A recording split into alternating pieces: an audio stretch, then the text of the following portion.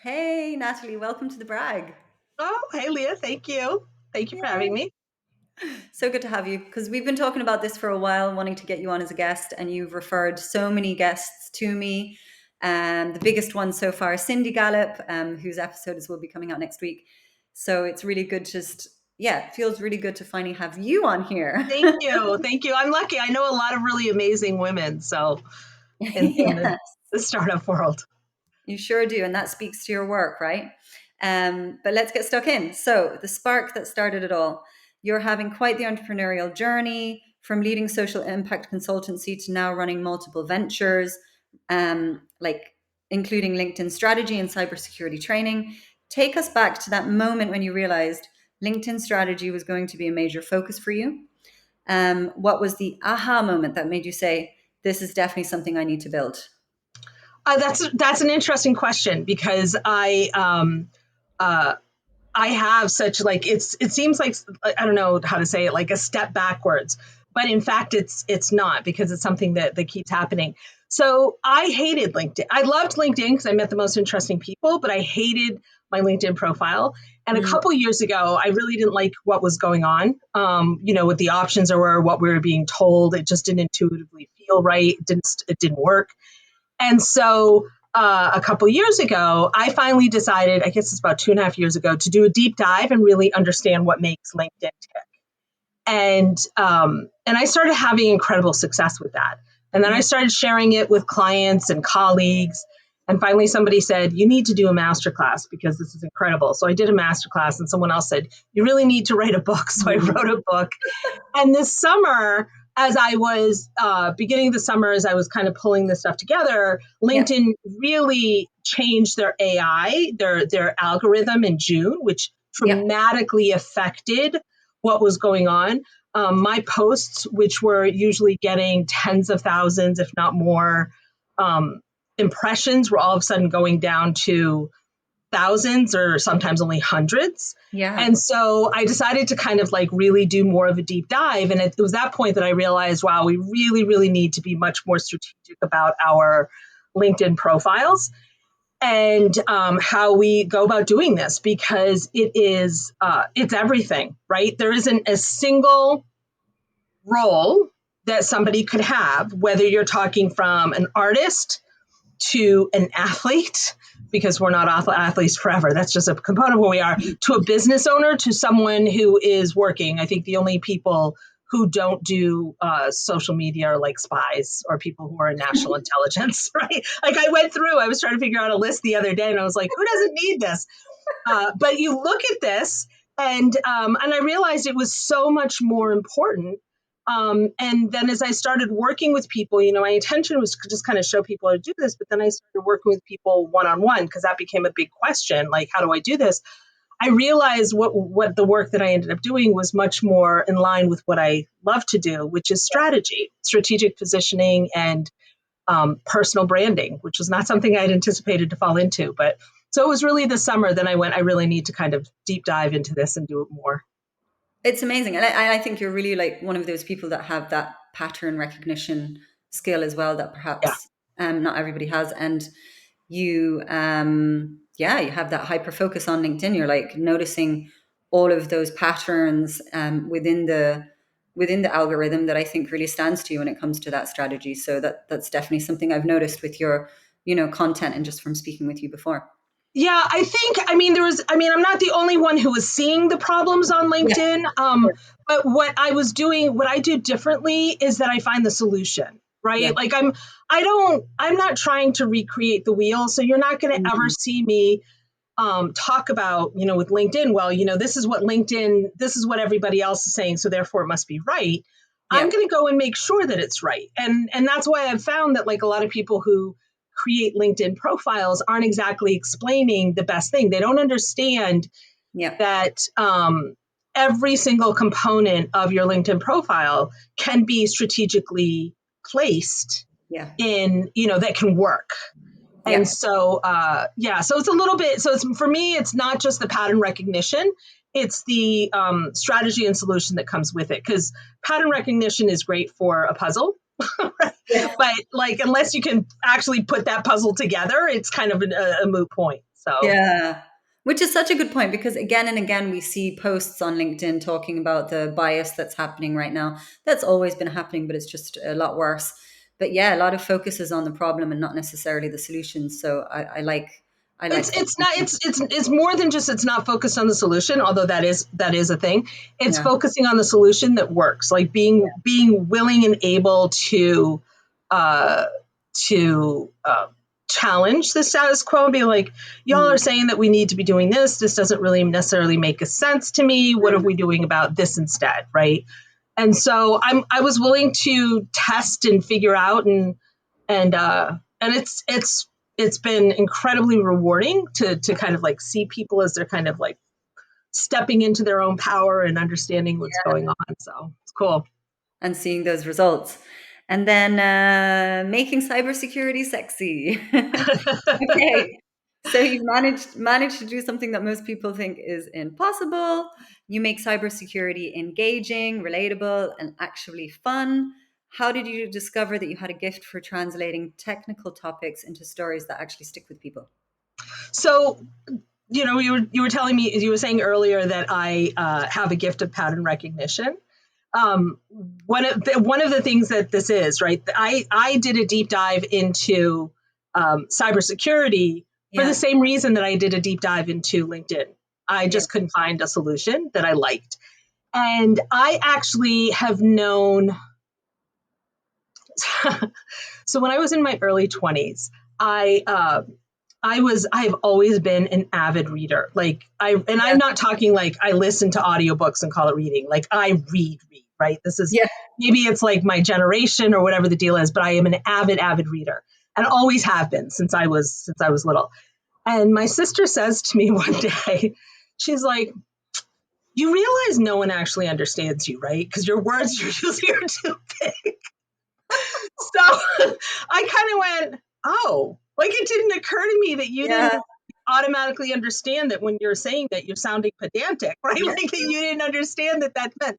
So it was kind of like this epiphany in my 20s that I needed to start translating what was in my brain to people who may not think like me. yeah, And it became really early on that, and it wasn't just the technical stuff.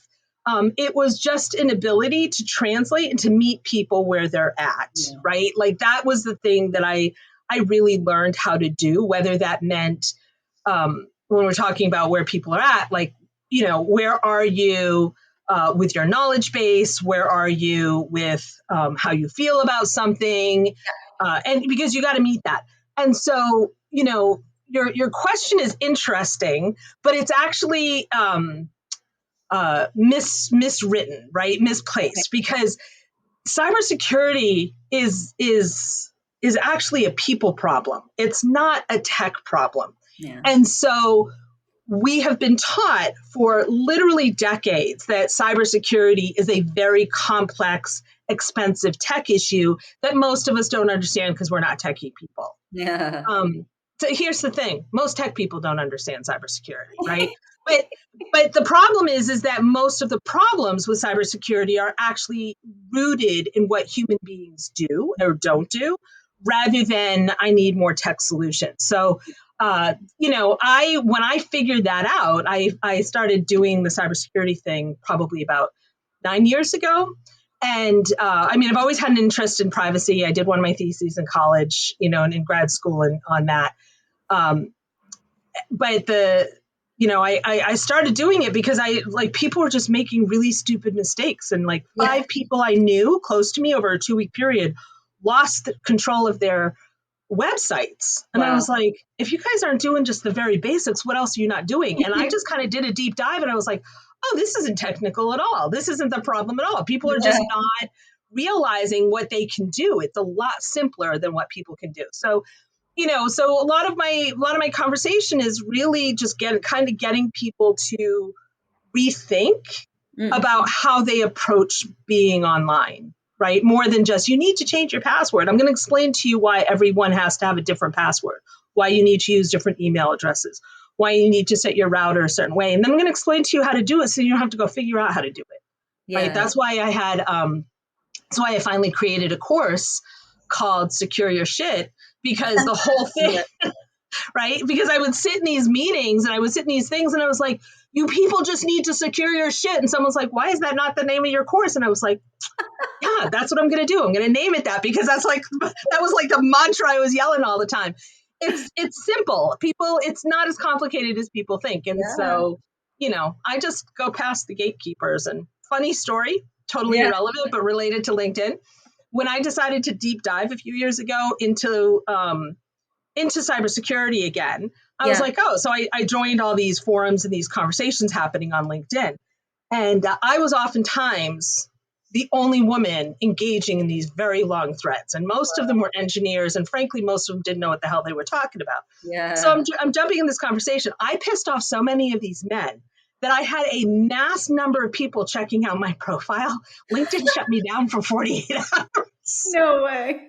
I went, I guess I won't be jumping into those conversations anymore.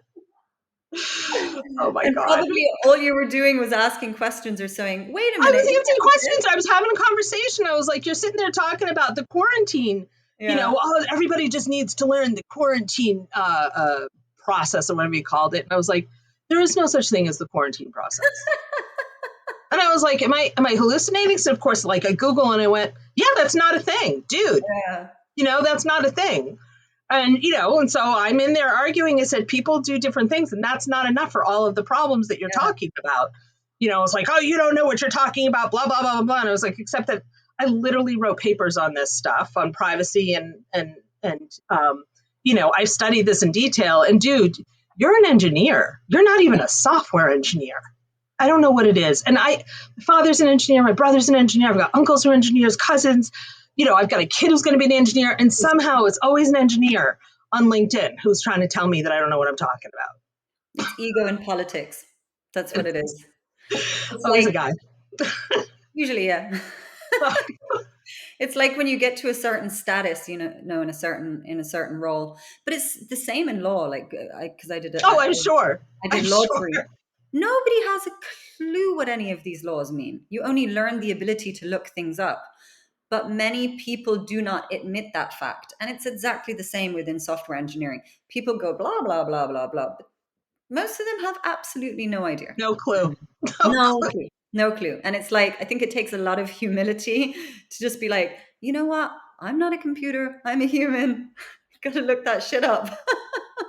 And that's all you were doing, right? It's just being real. I went and learned it and I synthesized the information, but like also I'm trying to participate in conversations because like I'm seeing misinformation get out there and you're all acting like the gatekeepers.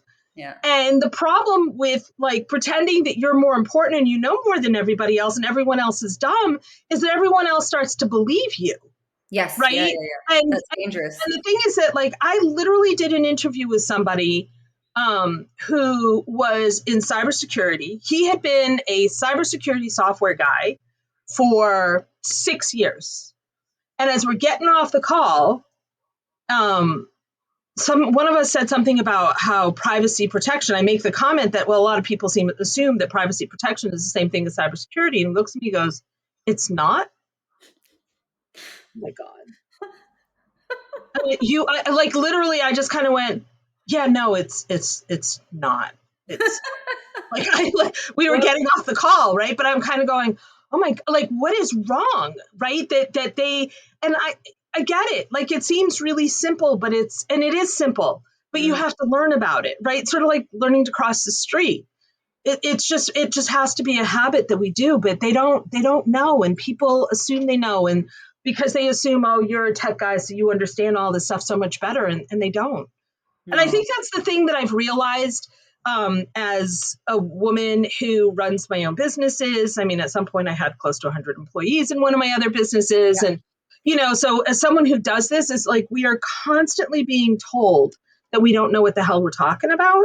And Mm, that's, and I have to tell you, the smartest people I know are women, yeah. right? Like they really are. But also, which is one of the reasons why I love the name of your podcast, right? The brag. They don't understand how powerful and interesting they are. Yeah. That's a Yeah. huge, huge problem. Like you're Oh, making an assumption that he knows something better, or you're not showing off what you do, but nobody's going to do it for you. And you've got the mediocre white guy down the street who's out there telling everybody how amazing he is. And like, I'm not even sure the guy knows how to spell his own name, right? Like, it's frustrating. But you No, kind of really just get like frustrating. that thick skin and you kind of roll your eyes and go, okay, whatever, Yeah. whatever. Like, I can That's sit there and that's generations and generations of social conditioning that's absolutely, happening, and generally speaking, it's happening more so to women, but we do know it goes beyond that, of course. of course, That's always been my vision for the brag, is to eventually go beyond, because I know it goes far beyond it, but for the purposes of this, like, yeah, all the time, it's the classic problem you see in the entrepreneurial world. Women are not talking about their wins, and men are just bluffing their way through it. I mean, I've talked to accelerator programs, and they say that's the classic problem when they have startups coming to pitch to them. And when you really start to do an analysis of the startups that are doing well, it's pretty much always the same type of profile. And when you do see some of the women come through, when you look past their gender, they're just exactly the same as all the other bros that came through before them. So it's just like, you know, it's it's there's a it's lot of crazy. interesting stuff that goes with that. I will say, right, like, somehow you're allowed to waste millions and millions of other people's money in your Mhm. 20s, and by the time you get to your fourth or fifth company, they're still funding you because you must have learned from an experience, as opposed to hitting up, for lack of a better word, an adult, right?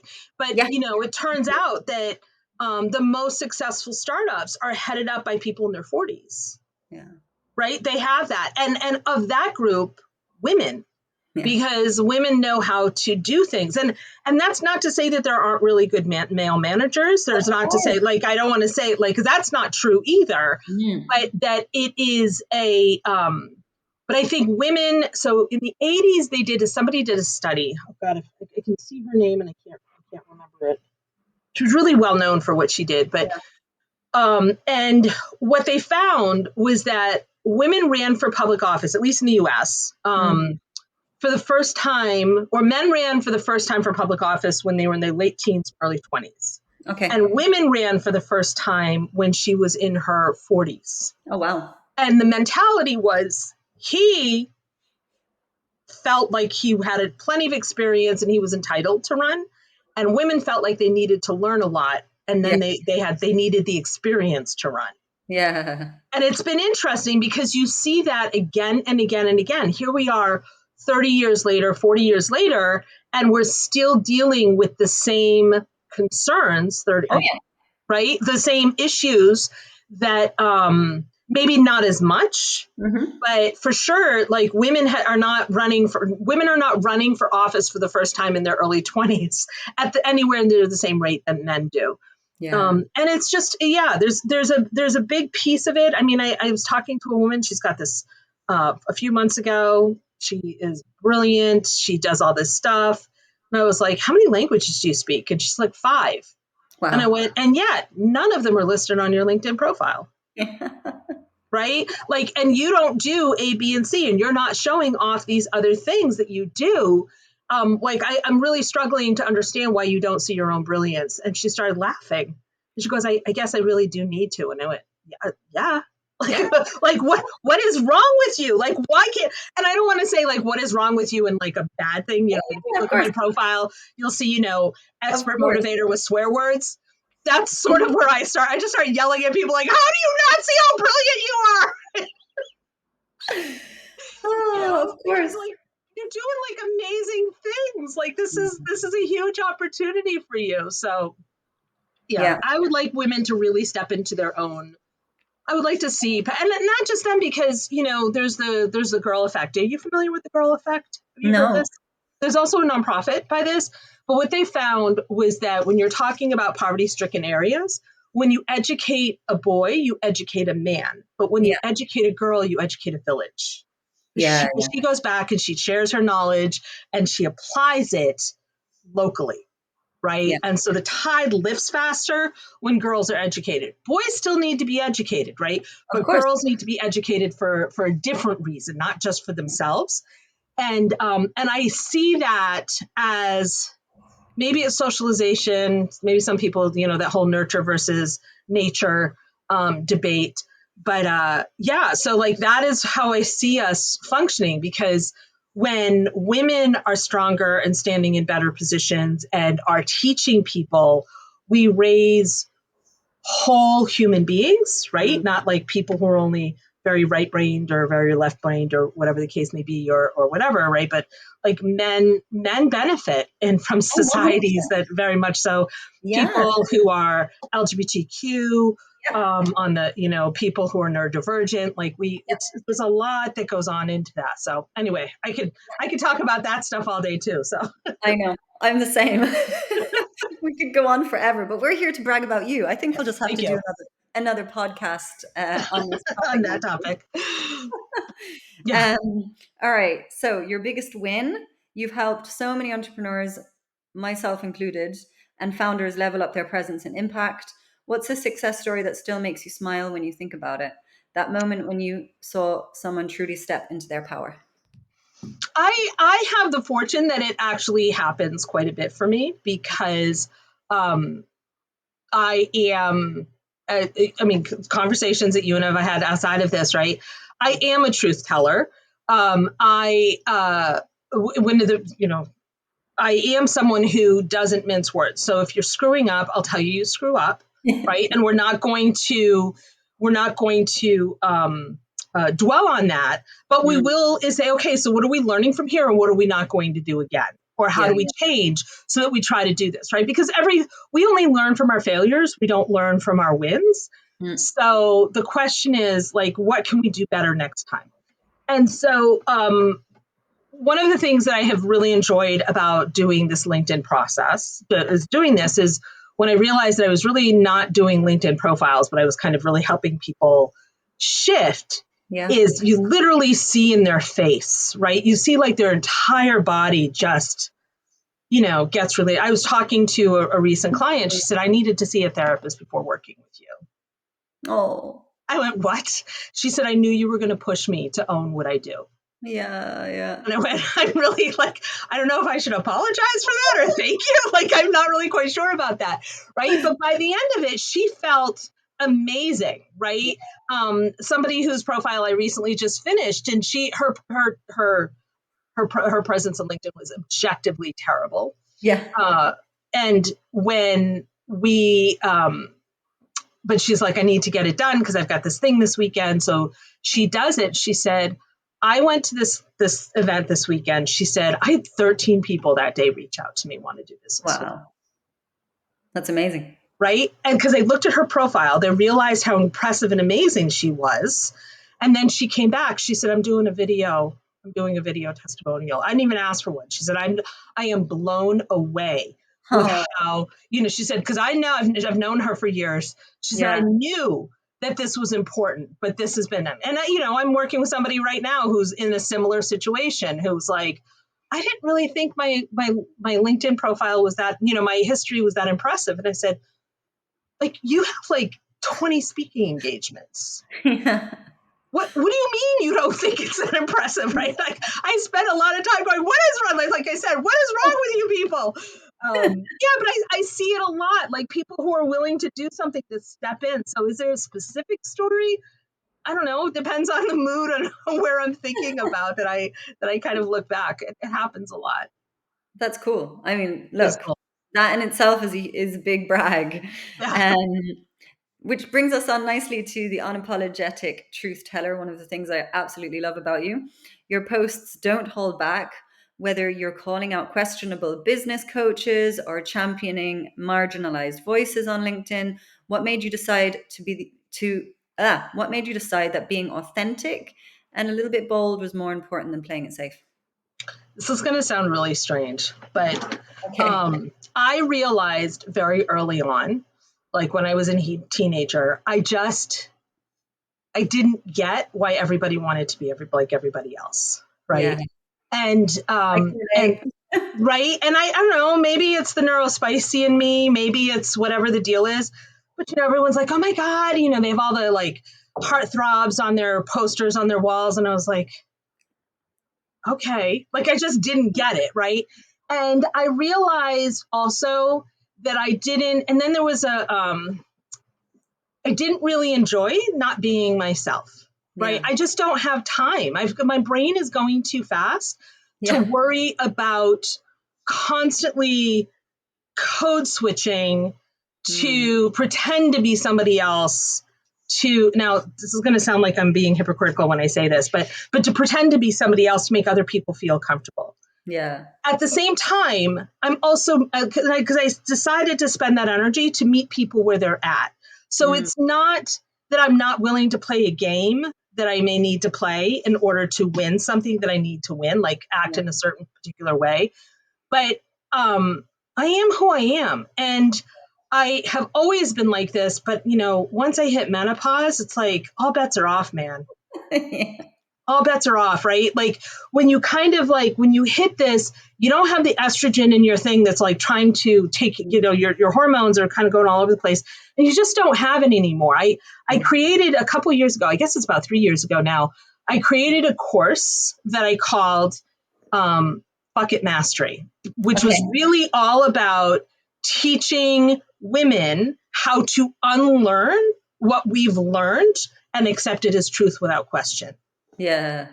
And when you kind of start going into that work, and I was doing that because I just gotten into a divorce and I just been with my ex for like 28 years. It was not a great relationship. Mm. Um, and so, as narcissistic relationships often are not. Yeah. And so I had to, despite the fact that I was really out there all the time, right? I was still in many ways living a lie Hmm. because I was trying to hold it together in this particular area. Like who you met me 10 years ago is who I am today, right? Yeah. But like personally, I had to do that. And Yeah.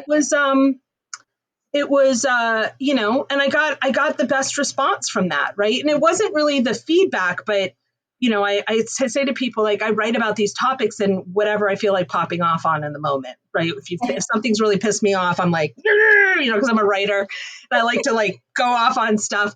I am who I am, and I just don't like if you don't like if everybody likes me, I'm doing something wrong. Totally. Yeah. Yeah. Yeah. And you just have to realize, like, if everybody loves you, there's a problem. You're I not think, doing your job right. yeah.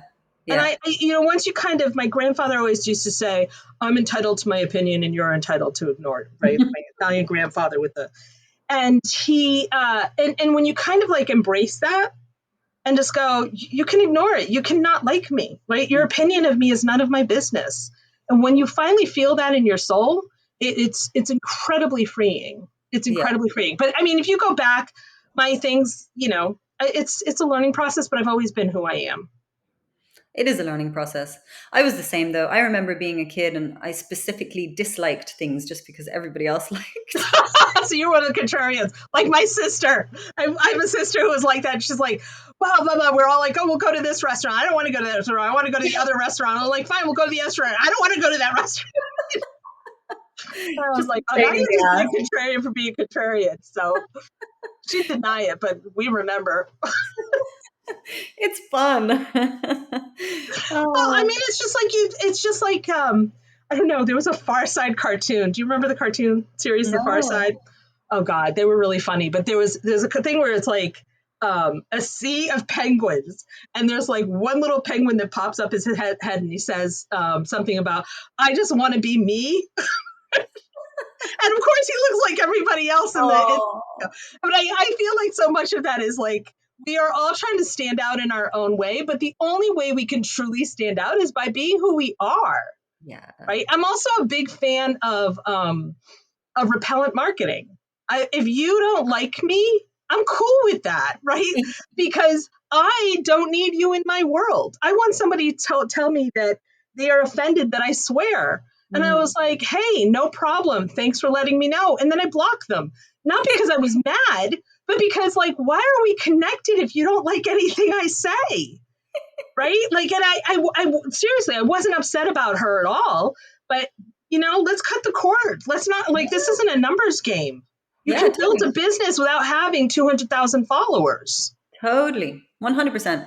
I'll never Yeah. forget being in my early 20s and being at a party and having had a few drinks. And I met this other woman around my age, and the two of us, because we both had a few drinks, we were just like, I really don't like you. She's like, I don't like you either. Oh my God, this is Oh, great. really?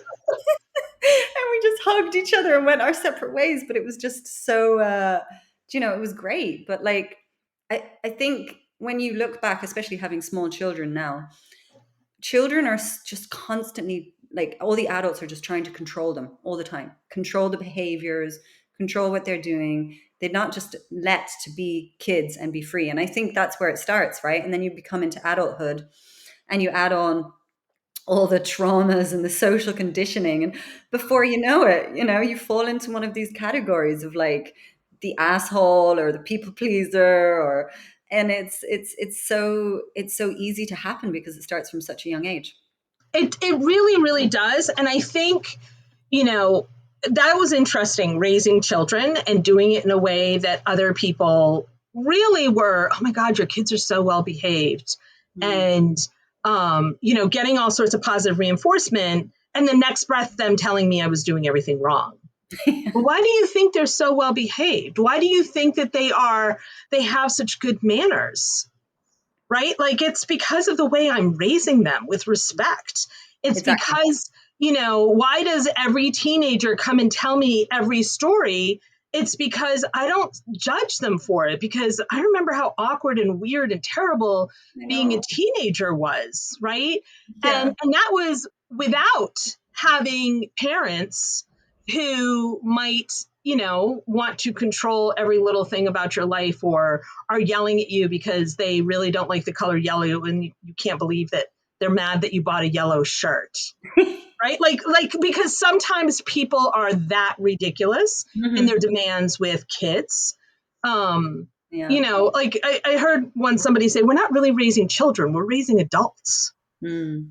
Right. And when you kind of take that different approach, and I think that this is the thing, right? My kids once said to me, which to me was one of the biggest compliments, you're probably the least judgmental person we've ever met. Oh. Right? I hear that again and again and again. And I hear Yeah. it's impossible to be not judgmental. And I was like, well, not really. It just takes a lot of work, right? Well, Yeah. so, I loved school. I always did very, very well in school. I went to a good school. I went to a good graduate school. Like, I have my background, and my kids are objectively super smart. Mm. And I was lucky if they would remember to turn in their homework 50% of the time, right? Or like get that paper done on time. And part of it is the neurospicy thing, Oh but yeah. part of it also is that they just didn't care. Talk Yeah. about not having any fucks to give. And I just had this conversation with my middle son the other day, and I said, I don't think you understand how hard it is to be fighting a lifetime of conditioning, because I made an effort to not condition you that way. Yeah. I said, but to this day, when I see that your grades are not what I know you're capable of doing, I'm like, I'm Oh, like holding myself back, going, they're really good people. They're very kind. They're super supportive. They're going to be great husbands if that's what they decide to do. Like, I have to go through that entire, like, getting A pluses on everything is not the end of the world. mm. Not the all that ends all, that doesn't define their worth.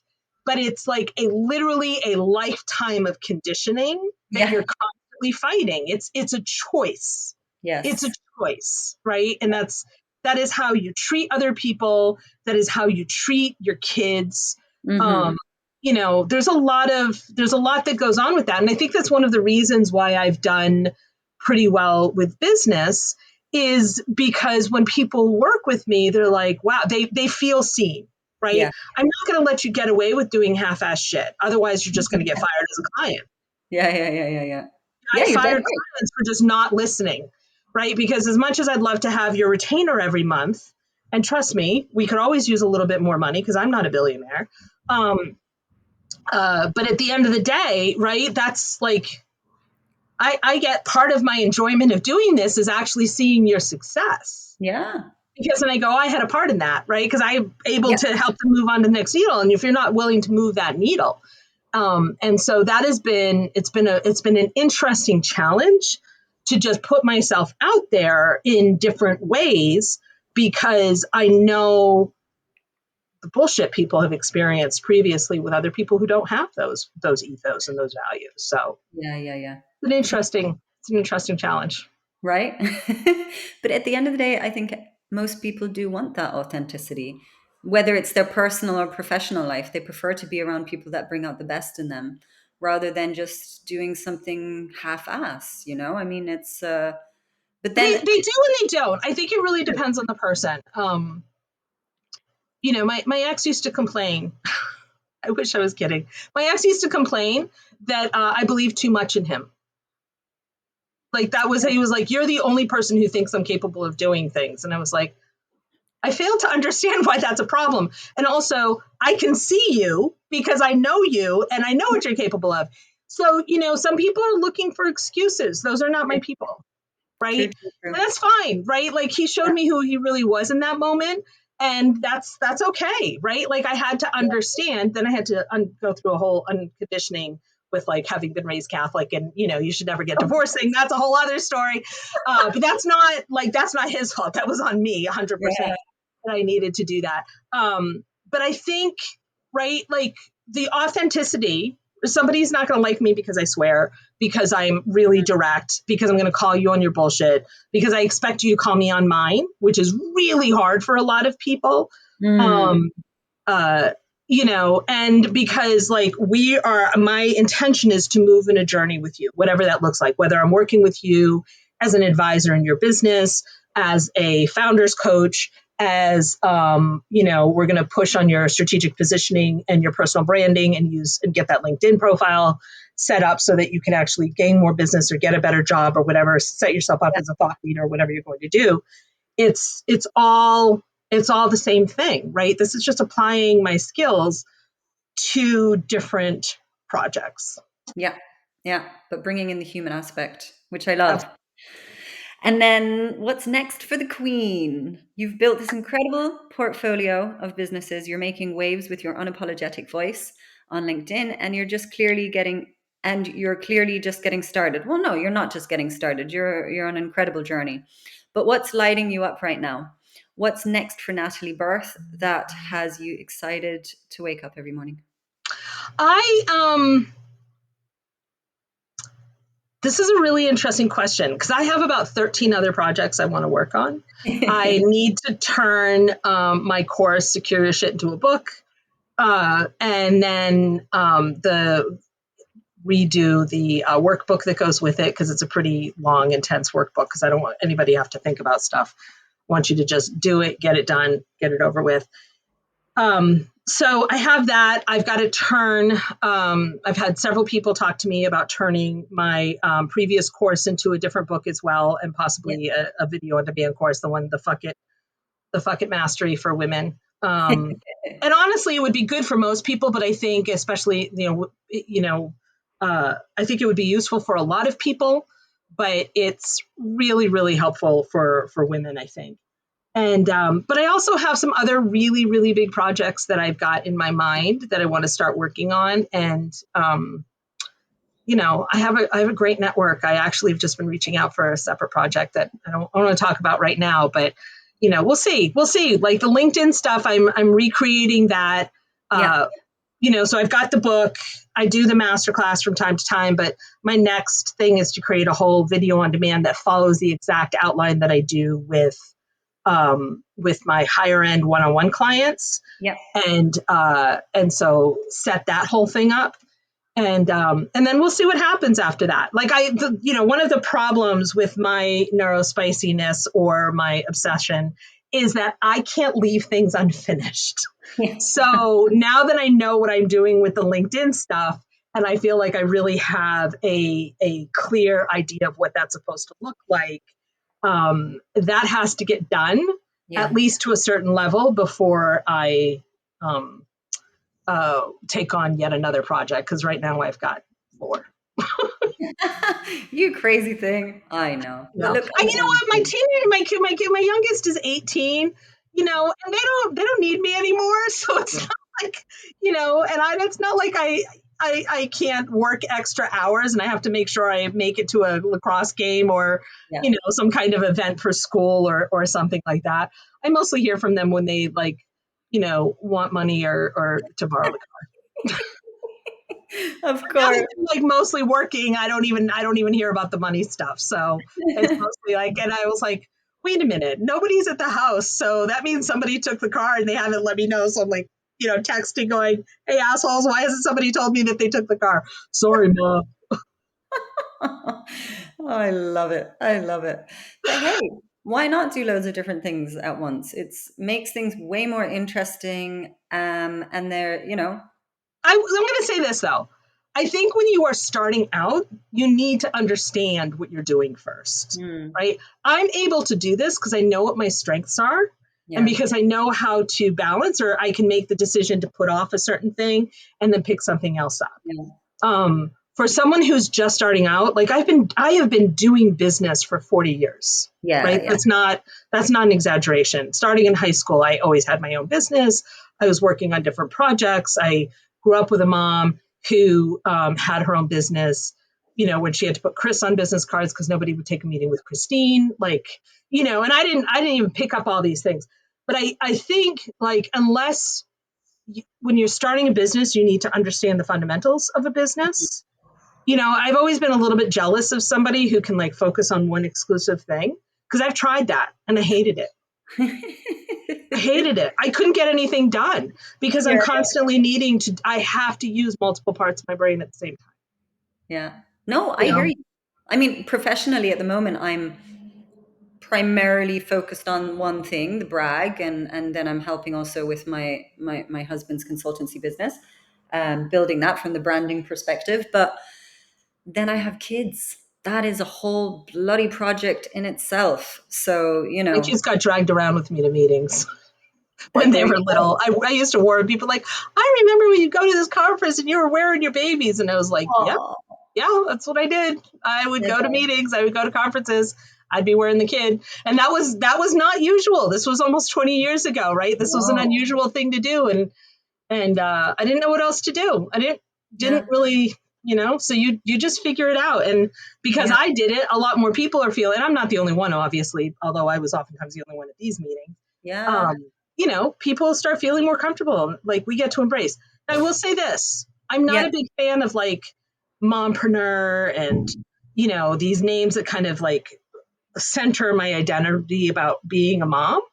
Being a Mm, mom has been incredibly rewarding. If I would have loved to have had more kids. Like despite the fact that I have like 30 of them because everybody stops by whether or not my kids are home. yeah, But that wasn't my primary identity professionally, right? I am a business owner who happens to be a woman, who happens to be a mom, who yeah, happens to know these other things. And so I don't wrap my identity around, you know, being a mother, but I'm also not going to apologize for it, which is why I wore my kids to meetings. yeah. Like I Okay. literally, they were baby wraps, right?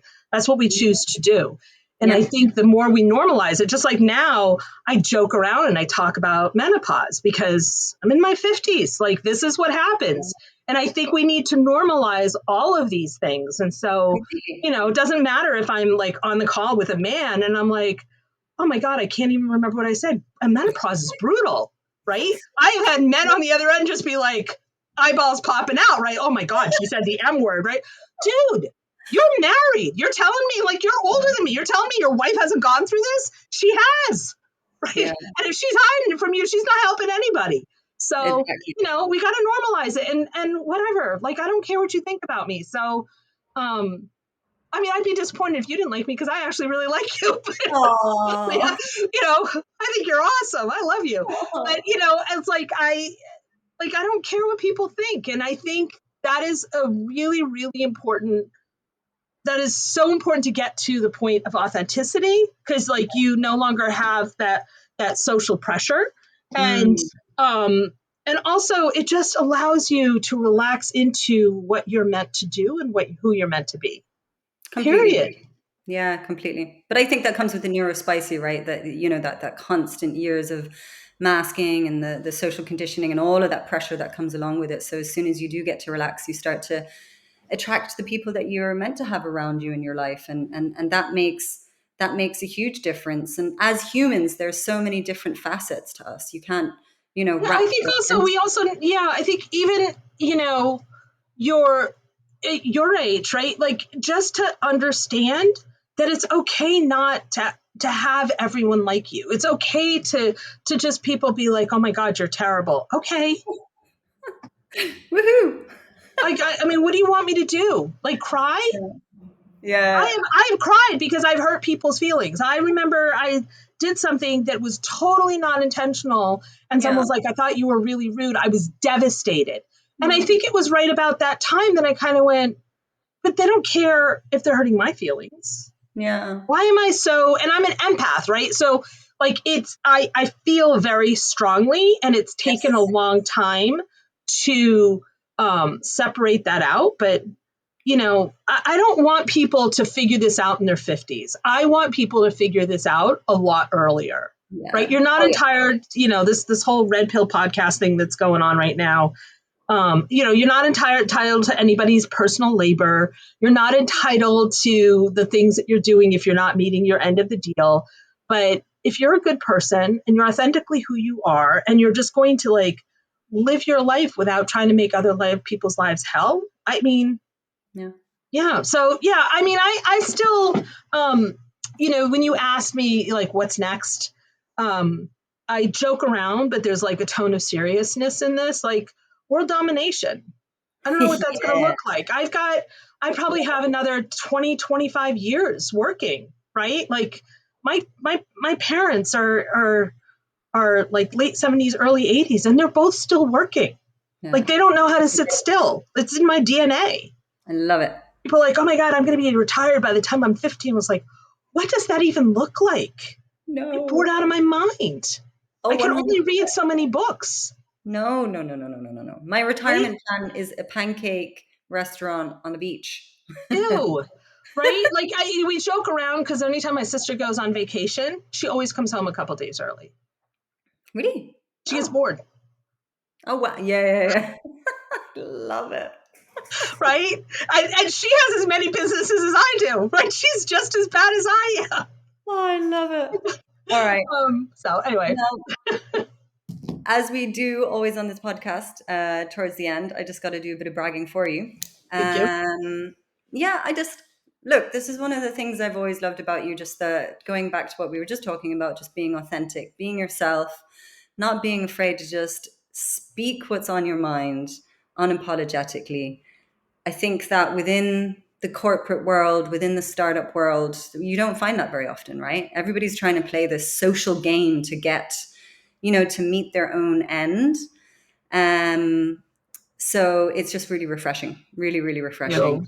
And so huge brag for that, Natalie, because at the end of the day, you're going to find the real people that you want to actually work with, right? You're going to attract the real people to be around you, not I don't Life know. is too short to be hanging out with a bunch of assholes.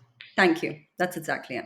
There you go. I don't That's care if we live exactly it. many lifetimes. Yeah. This lifetime is too short to be hanging out with a bunch of assholes. Yeah. 100%. Another brag for you is that you're just, you see a problem, you completely geek out on it, you deep dive, you find your solutions, but you got that solution mindset because, yeah, we always see it on LinkedIn, right? Everybody's very quick to complain about the problems, but not to necessarily jump up with the solution. So I love that that's you. And a huge brag as well is just that you're constantly out there helping so many female founders. In so many different ways, more than just beyond your business, in Thank you. terms of LinkedIn strategy. And that you're also showing that you're using your neurospiciness as a superpower, and that you can do numerous things, and that is totally okay, and you can do that successfully, and you don't just have to focus on one thing like people always say. Yes, obviously it helps when you have more experience and bandwidth, but still, I think that you're doing all of that unapologetically. and that world domination is coming. I love that. This is what the brag is all about. It's like, no playing it safe. No, I, no. no, it's not worth it. It's not worth it. I've spent a whole lifetime trying to play it safe, and it just didn't feel right, Yeah, right? But even when I was playing safe, I wasn't playing it safe, yeah, and I kind of only figured that out later. yeah. But you So, did it. You did it. So just to do some bragging there for you. well, thank you. Um, and yeah, just a huge thank you for being on the brag. It's so great to finally have you here. You've been a big You. supporter of the brag from the beginning, and sending me guests my way. So thank you, and just awesome to have you. Thank you. Thank you. I Okay. can't wait to see this. Yay. I appreciate you. You too.